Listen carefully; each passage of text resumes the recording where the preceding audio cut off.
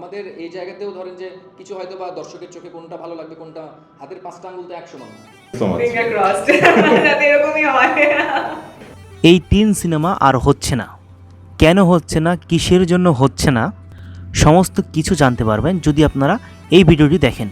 তো এটা জেনে খুবই খারাপ লাগলো যে আমি একজন সিনেমা প্রেমী মানুষ, এই 3টা সিনেমা মুক্তি পাবে না, তার মানে আমি দেখতে পারবো না।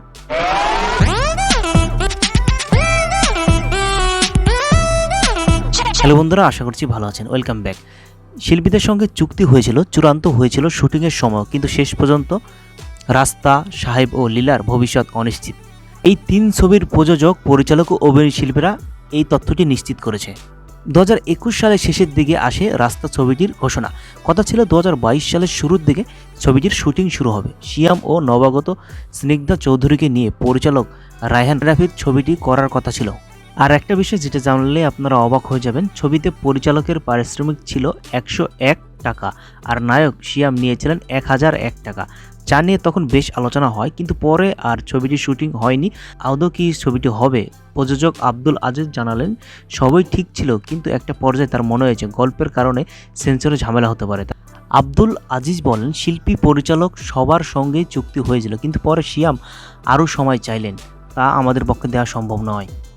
তিনি আরও জানান, এখন মনে হচ্ছে আর হয়তো ছবিটি করা হবে না। আর কথা ছিল ঈদুল আজহায় মুক্তি পাবে লীলা, তাই 22শে মার্চ থেকে আদর আজাদ ও পূজা চেরিকে নিয়ে শুটিং শুরুর কথা ছিল, কিন্তু তার ঠিক 2 দিন বাদেই বাতিল হয়ে যায় শুটিং। এখনও শোনা যাচ্ছে ছবিটি আর হবে না। কেন হবে না? প্রযোজকের ঝামেলার কারণে নাকি ছবিটির কাজের অনিশ্চয়তা দেখা দিয়েছে। ছবির পরিচালক আলোক হাসান বলেন, শুটিংয়ে যাওয়ার ঠিক 2 দিন আগেই বাতিল হয়েছে।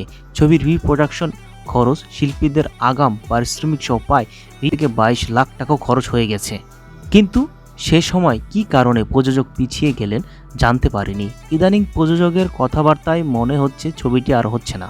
ছবিটি নিয়ে আর কোনো আগ্রহই দেখছি না, আমি আশা ছেড়ে দিয়েছি। ছবির নায়িকা পূজা চিরিও জানেন না ছবিটির খবর। আর এদিকে শরীফুল রাজ ও কলকাতার নায়িকা ইদিকা পালকে নিয়ে গত আগস্টে সাহেব সিনেমার শুটিং শুরুর কথা ছিল, পরে শুটিং পিছিয়ে যায়। এখন শোনা যাচ্ছে এই ছবিটি আপাতত হচ্ছে না। এই ছবির ব্যাপারে পরিচালক সাইব চন্দন বলেন, আমার কাছে মনে হচ্ছে দেশের বর্তমান পরিস্থিতির কারণে প্রযোজক ছবিটি আর না করতেও পারেন।